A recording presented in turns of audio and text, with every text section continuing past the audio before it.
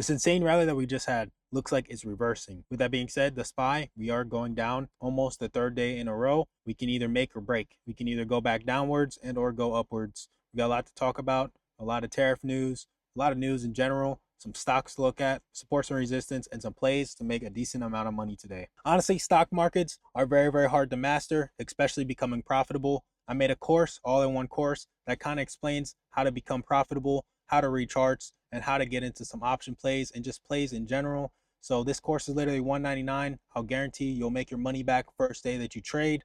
But honestly, you can check it out if you want. You don't have to. I'm just letting you guys know. It's the first link in the description below if you're interested. Thank you. With that being said, let's get straight to the news. So we did have its best winning streak since 2004. We did come back almost 50% from the bearish rally, and the markets did go down more than 20%, which makes it kind of bearish, but we did rebound 50%. So today we're going to be talking about if we can make or break, go back into the bullish trend and or go back downwards and kind of lose the 50% gains that we recently gained.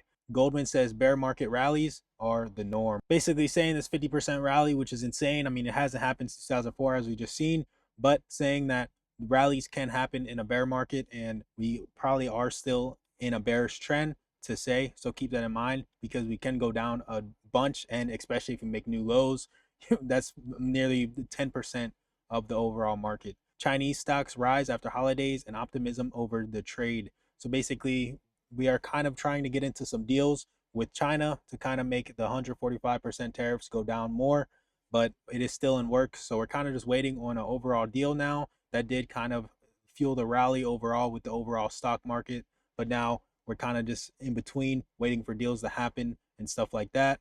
DoorDash agrees to acquire UK rival Deliveroo for 3.9 billion. So keep DoorDash on your radar for going up. And honestly, man, their competition is out of the picture in the UK. Some of the stock calendar. So we do have U.S. trade deficit an hour before market opens. And keep in mind, tomorrow is the FOMC meeting, and that can bring the market up or down. So we might just be a little bit in a consolidation period. We don't really have that much volume right now, so don't expect big moves unless we get some news, of course. But the FOMC meeting, people are probably just waiting on that right now. So honestly, just have your patience. And I mean, some big moves might happen tomorrow at 2 p.m. So 2 hours before market closes. Some earnings. So Palantir, they did decent. They kind of just like meant the numbers. They didn't really beat anything majorly. We're going to be looking at the numbers a little bit later. But Palantir did go down a little bit with that. I think it went down like 7% or something like that. It was supposed to move like 15% with the option volatility. So today, Tuesday, the 6th, we have Walt Disney, Celsius. Celsius might move, you know, it's kind of like that stock that kind of just stays still. Crocs and Ferrari and some other ones before market opens, and then after close, keep Rivian on your mind and radar because, I mean, you can maybe see a big move if they talk about something good, and especially if the numbers are great with their sales. We got Lyft and some other ones. And then tomorrow, keep Uber, Shopify on your radar, Toyota, some other ones. Uber and Shopify are great long-term stocks to hold. So especially if you see these dipping, it could be a good buying opportunity, maybe, possibly. But after close on Wednesday, we got Airbnb, Robinhood, another two great long-term holding stocks. So if you can see at a great price, good time to scoop it up for 5 to 10 years. You won't regret it, especially Airbnb and Robinhood. Robinhood is just honestly great with what they're doing with their platform. I have a link below if you want to use it. Just saying. But AMC and some other ones. And then Thursday, Roblox and some other ones. You guys can screenshot this if you guys want it. And last but not least, the fear and greed index. We are now in the greed. Before we were like extreme fear. And we even seen like numbers low as like 4. So keep that in mind because we just like, we went all the way up to 58 now with greed, meaning that the market is going more into like a buy zone rather than a sell zone. I mean, we've seen it with the past like week or two, with the past 2 weeks, seeing that the market went up green basically every single day except for yesterday and the day before. With that being said, some levels to look at for the SPY. So SPY, I would recommend watching that 560 level. If you can break above that and then start having some volume and some momentum upwards, you can see 561.5, 563, 565, 566.5, 568, and that 570 level is going to be next to watch. To the downside, if we keep going lower, look at 559, 557.5, 555, 554.5, 553, 551, and that 550 level.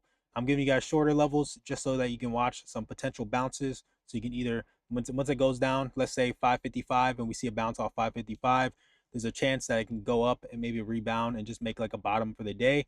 But honestly, just have your patience. Yesterday, we kind of went up, but we went up pretty slowly, like probably like a $5 move, not even. But honestly, just went up slowly. I mean, you can still make a decent amount of money off of that. And honestly, if you're that type of person that wants to buy, a put option up here, you would have maybe made like maybe 10-20%, but not even. And then it just kept on going up, and you would have been washed unless the ending of the day when the markets just started dipping. This is a great level to look at, that 566.5 for yesterday. So that's gonna be a key level for today if we start going up. But honestly, man, I think Wednesday, if the markets look good, we might be able to see that 566.5 level again, maybe even get a bounce and or break past it. So keep that in mind. Next one is Apple. Apple is another one that's kind of going down and going down with momentum. So keep Apple on your radar to the downside for now. So downside, look at 197.5, 196.5, 195, 194.5, 192, and then 190. To the upside, if we start bouncing, going back up, look at that 198. 199 is going to be key. 200 is another key level, a bigger level to look at. 201.5, 202, 204, 205, 206.5. And then honestly, man, for today, that's literally it. I don't think we're gonna break up unless we get like terrific news with China and the trade war, basically. But look at that 210 next for the rest of the week. Nvidia is looking okay, but we did have a big sell off towards the end of the day. So to the upside, look at 112.8, 113.5, 114, and that 115 level. To the downside, look at 112.5, 112, 111.5, and that 110 level finally. So next, a stock to look at is Palantir because of the earnings. So basically, didn't really beat it by that much. Literally, like the earnings, we got a 1% gain, and then we got a 2%, 2.5% gain on the revenue. So honestly, didn't really do too good, and people kind of just sold off because of that. We did have a spike up at that 130 level, which is insane. So making new highs for the stock overall, but we did start selling off right after that. Literally, the candle didn't even get completed, and that's like in the 3-minute time frame.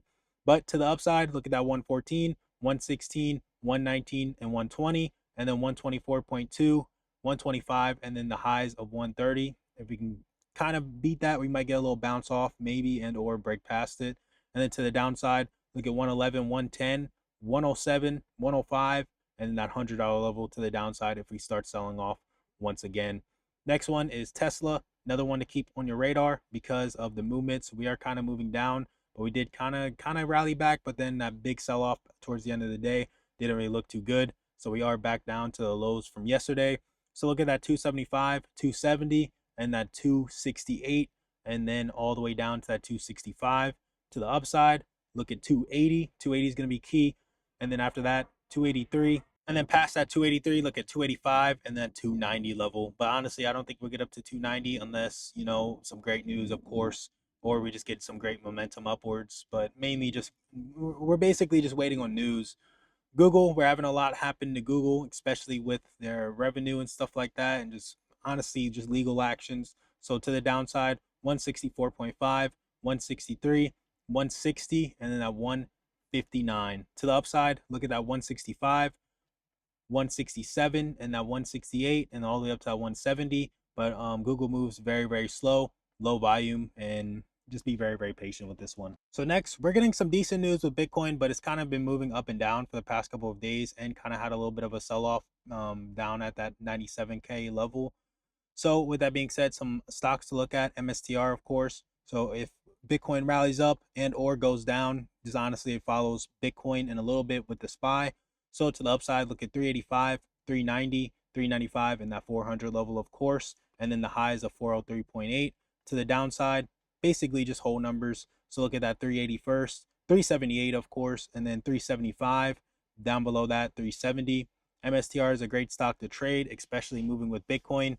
But honestly, I think Bitcoin's kind of in that stage where it's just bouncing up and down, 90K to that 100K. So honestly, just have your patience. Maybe once we break that 100K, if we do go up to 100K, we might be able to see like 105 to 110, might move a little bit faster, and or once we start selling off bigger, we might see a bigger sell-off for MSTR plays. Another one to look at if you want to play a little bit slower and a little bit less money, IBIT because it basically is just an ETF that moves with Bitcoin. So you can make a decent amount of money off this, and the options aren't really that expensive. And or if you just want to buy shares, you can do that too. Might not make that much money off shares, but options you can make a decent amount of money on too. So that's what I recommend. With that being said, thanks for watching the video. Smash the like button, subscribe if you guys are new. Check out some of the courses I got below.